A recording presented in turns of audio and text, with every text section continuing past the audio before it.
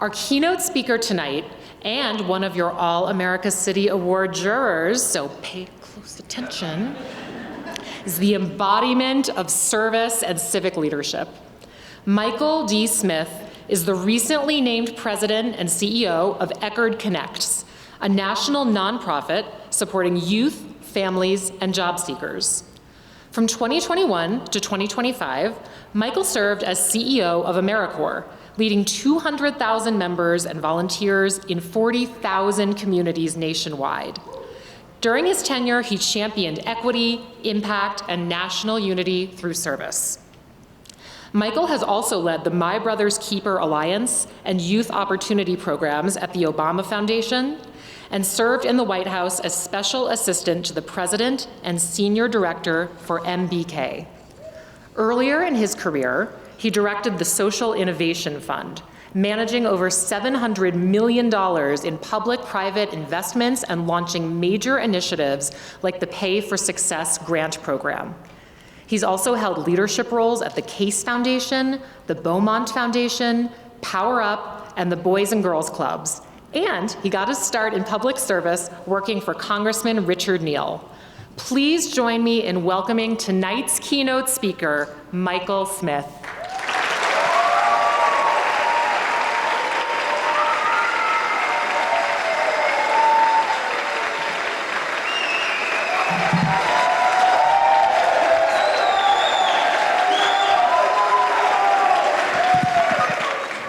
You're only doing that because I'm a judge.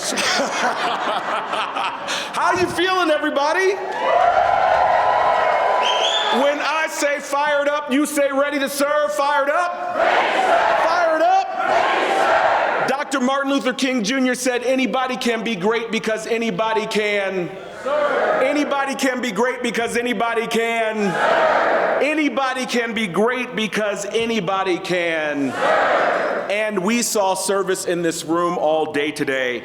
Service has always been and still is the heart of this country. And I don't know about you, it has been at the heart of my family.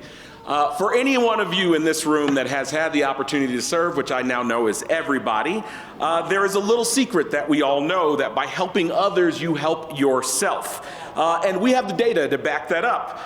President Biden's Surgeon General said that volunteering is the prescription for America's loneliness epidemic, as well as the youth mental health crisis that we were facing.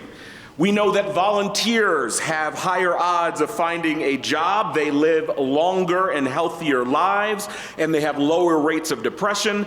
And if that wasn't enough to convince you, a recent survey found that more than 80% of those who have volunteered in the past year would be more willing to date a person that they met volunteering than through an online dating site.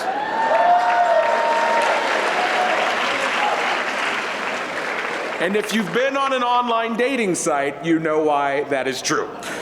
So, the other thing that I find so interesting, because I spend so much time with young people, especially with our AmeriCorps members and volunteers, people always ask me what I think about this incoming generation. They're worried about your mental health. They worried about whether or not you know how to communicate with one another, because young people, when we go into the restaurants, we're kind of talking to each other, and you guys are kind of doing this and go, ha ha ha. But they're worried about that. They're worried, are you spending too much time on TikTok, that you might be apathetic or narcissistic. They're worried about whether or not you will serve yourselves or step up to serve. But when I look around this room at what I saw today, what I've seen all across this country, I am not worried, I am excited, and I cannot wait to turn the baton over to this next generation.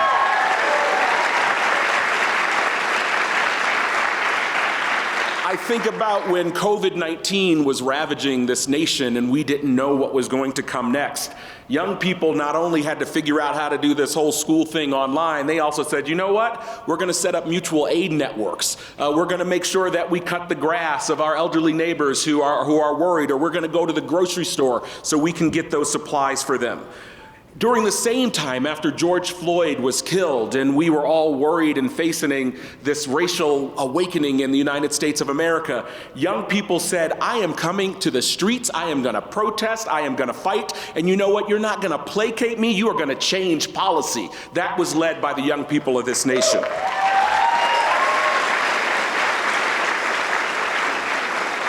also saw a generation that was saddled with the effects of hundreds of years of neglect of our climate, but instead of ignoring it and saying, we didn't do it, you did it, you said, we're gonna turn this thing into action. We're gonna take climate anxiety, we are going to take climate action, and we are gonna forget what you did, and we are going to fix what you left for us. So history has shown us that time and time again, that it is the curious, it is the undaunted, it is the undefeated who lead the charge for change.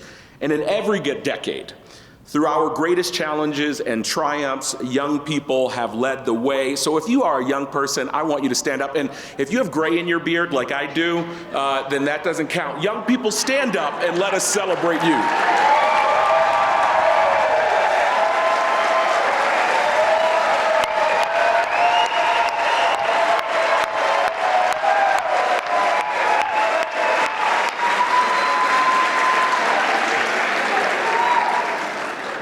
You know, I said this a little bit earlier. Y'all, I remember being at my Boys and Girls Club conferences. I remember being at National Crime Prevention Council conferences, your age.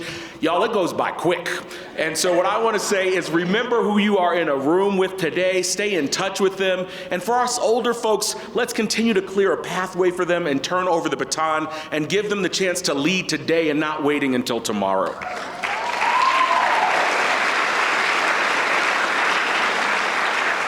You know, when I think about my story and how service changed my life, I think about the fact that I was born in Springfield, Massachusetts. What's up, Massachusetts? You know, I grew up to parents who were teen parents. Both my mom and dad were 16 years old when I was born. We didn't have any money, very little money. We were on welfare at times. And I saw my community go from a working class neighborhood in the 1980s and 90s to a neighborhood that had way too much violence, that had to deal with the crack epidemic. I saw young people in my community who ended up in jail or in the grave, including my own brother Tori, who was shot and killed when he was 27 years old. And when I think about the reason that I could go from a kid that depended on welfare to working in the White House and standing before you today, there are only 3 reasons that is possible. One is due to family. You know, there was a politician once who said, you know, poor kids don't see people working. And I was like, what? They haven't come to my neighborhood. My grandmother was working 2 jobs and then came home and put some food on the stove and make sure that we could eat. What I saw in my family were people who gave their last dimes, who didn't have a whole lot, but made sure that everybody in our community had something, including starting within our own family. I'm here not only because of my family, but because of faith. I grew up in the Pentecostal church.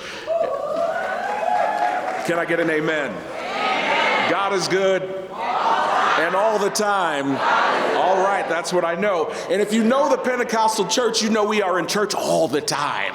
And so that was part of my mother's strategy. She was like, this boy is not going to have any time because he is going to be in church 3 times on Sunday, then Monday young people meeting, Tuesday missionary meeting, Wednesday Bible class, and don't let there be a revival because then you are never going home. And so there was that community that surrounded me in faith and love, Sunday school teachers and deacons that made sure they had my back. But when I think about the career that I had, it was because of this place called the Family Center Boys and Girls Club. There was faith. The Family Center Boys and Girls Club on 100 Acorn Street. My mom sent me to the Boys and Girls Club because she said she was looking for cheap daycare. Remember, this was a teen mom. She didn't know what she was looking for, but she knew she needed some cheap daycare. But she got a whole lot more than that. She got another village for her son. She got extra aunts and uncles, people that loved me, people that lift me up, people that kept me in line and were another extra set of eyes. She got people that were not looking to get rich, not looking to get famous, not looking to be in the news, but who believed in that idea that our neighbors' children are all of our children, and we're going to make sure that kids like me, kids like you, we're going to be able to dream dreams bigger than we could ever imagine. So today is a celebration of those values because I know I share it with all of you. A faith, a family, for your Family Center Boys and Girls Clubs. I remember a couple years before the Honorable John Lewis died, I remember having the opportunity to hear him speak, and he said, you know, people come up to me all the time and they say, Congressman, I am standing on your shoulders. And he said, you know what I tell those people? I say, get off my shoulders and get to work. So today we are celebrating that get to work, that get into good trouble kind of work. And we saw that on full display today, and I'm about to get in trouble because I'm about to name some names, but we saw that in the volunteers that were telling folks not to throw away styrofoam cups in Akron. We saw that in the hundreds of residents of Albuquerque that helped develop not only the nation's first J40 committee, but the first nation's J40 plan. We saw that in the more than 700 participants in Austin Civilian Conservation Corps clearing 500 pounds of trash a week. We saw that in the 150 volunteers in the Bowling Creek watershed planting 1,300 native plants. We saw that in Palante. In Chelsea, with 60 trees that were planted. We saw that in the 8,500 trees that were planted in Del Rey. We saw that in the 11 tons of clothes that were collected by volunteers so that they would not go in landfills right here in Denver. We saw that in the volunteers that were taking care of little green libraries in Inglewood and transforming the Depot Prairie Park. We saw that in the 1,200 volunteers that gave 800 hours and 574 cleanups in Hampton, Virginia. We saw that in the 10,000 teens that have participated in Summer of Service programs in Jacksonville, North Carolina, and have become leaders of today. We saw that in the volunteers who come together to paint murals to honor Kinston's, North Carolina's rich history. We saw that in the 300 volunteers that have kept the Johnny Appleseed Farm alive in Leominster. And we saw that in the neighbors that went door to door in Memphis to reduce lead exposure in 2,000 homes. Service not only allows us to solve problems, but it allows us to find ourselves. Gandhi said, if you want to find yourself, lose yourself in service. And so through my life, and certainly as CEO of AmeriCorps, I've seen remarkable examples of service in action. And before I go, I just want to share with you 3 quick stories of that service that I saw in action. Starting back at my Boys and Girls Club, I was at the Boys and Girls Club all the time I wasn't in church. And I remember I was 10 years old, and Carol Rawson, who was the director of the Boys and Girls Club, she said I had my summer of my discontent. So I was there all the time, I was bored, and so Carol's like, I'm gonna let this little boy volunteer with the preschoolers. And so I started volunteering with the preschoolers, and I never wanted to go back to my group. So every day, Carol would come down to the preschool and say, Michael, you're only supposed to be here for an hour, you need to go back to your group. And so we struggled, I'd go to my group, then go back to, and so finally, she's like, you can't go here anymore, and I was mad. So at 10 years old, y'all, young people, we didn't have email or anything like that. So I wrote Carol a letter. I was 10 years old, I wrote Carol a letter. I remember this because I have the letter that she wrote back to me. It's on this faded pink paper. And I remember the letter I wrote Carol. I said a few things that if my mother would have known, you know, we had corporal punishment back in those days. So it would have probably, y'all didn't, anyway. So I wrote to Carol, I said, I'd rather be in the streets than at this club, because at the time, Boys and Girls Club slogan was the place that beats the streets. I told her that one day I wanted to take her job. Is something that I said to Carol, and maybe a few other things. And in the letter that Carol wrote back to me, Carol said a few things, but the thing, well, one went about taking her job. She said something along the lines of, I hope you will take my job one day, and then went on to write all the things that she did about fundraising and youth development. And so this is what she did for the 10-year-old. But the thing that I remember most that Carol wrote back to me is she said, so far as you not being with your group, what you need to know is anybody can be a leader of those that are younger than them, those that are not as smart as they are. And I'll always remember those that are not as with it as you are. But she said a true leader leads those that are smarter than themselves, and leads people that makes them smarter. And I want you to be a true leader.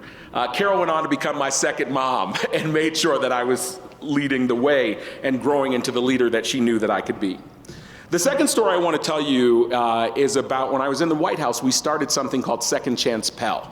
At that time, if you were an incarcerated individual, you couldn't get access to a Pell Grant to go to college because, I don't know, someone thought that was a bad idea. We need to punish those that are incarcerated instead of rehabilitating them. And so for the first time, we were going to use pilot power to give incarcerated individuals an opportunity to get Pell Grants. So we got in a car from the White House and we were going to Jessup, Maryland to launch this program, and we were meeting with incarcerated individuals who had been a part of a pilot program that we were going to grow. And I remember feeling really good about myself that day, and I went in there and I sat down and they brought in the folks in those orange suits, and we're hearing stories about how for many of them this wasn't only their second chance, this was their first chance, how for the first time they felt proud of themselves, how they finally had something that they could call and talk to their daughter or their son about where they could feel proud, and they knew that when they got out they were going to make something of themselves. And I remember sitting there during that time and not paying attention because I was kind of lost in the moment and thinking, you know, with a small change in the script, when those guards came in and they took those men back to their cells, that could have been me. With a small change, if it wasn't for that faith, that family center, the people that stepped in the way, the people that kept me in my line, that could have been me on the other side of the glass. And it made me think about the fact that President Obama was the first president, sitting president, to visit a federal correctional institution. And when he came out of that federal correctional institution, a group of journalists said to him, "Mr. President, why did you go to this prison? Why was this important to you?" And he said, "I want you to know two things." He said, one, there is a fine line between president and prisoner. The President of the United States said that. Then he said, "And it is also because there, but for the grace of God, go I."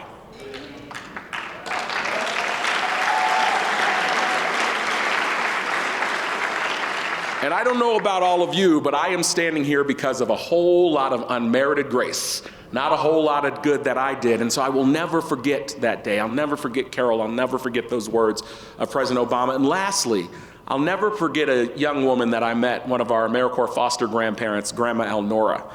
We were in Tennessee. Foster grandparents are 55 years or older. They work in the schools to provide mentoring and coaching.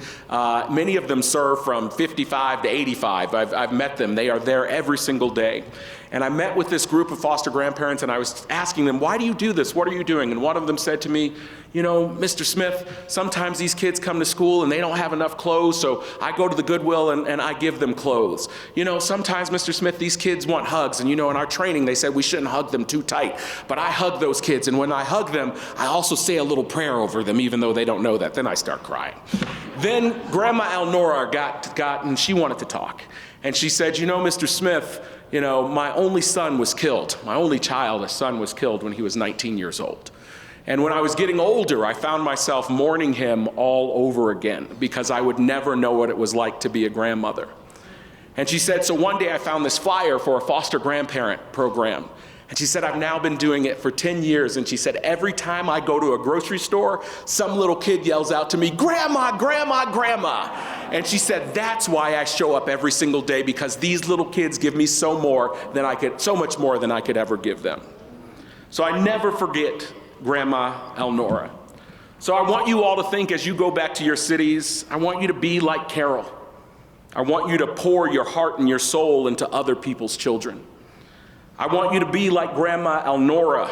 I want you to serve not only because you will change lives, but because you will change and enrich your own. And I want you to be like Barack, President Obama. Remember that today you are serving, but tomorrow you could need service. That there's a fine line not only between president and prisoner, but between being clothed and naked, between being full and hungry, between being housed and homeless. So we started today with the words of Dr. King, "Anybody can be great because anybody can." I don't know if you know the rest of that quote, but he goes on to say, after he says anybody can be great because anybody can serve, he says, you don't need a college degree to serve. You don't need to make your subject and verb agree to serve. You just need a heart full of grace and a soul generated by love. So I want to thank you for the love and the grace that I saw on display today, and for the love and the grace that you bring to your work and your communities every single day, and the lives that you are changing and transforming because you got in the way and got in good trouble. Thank you so much. Have a great rest of the event.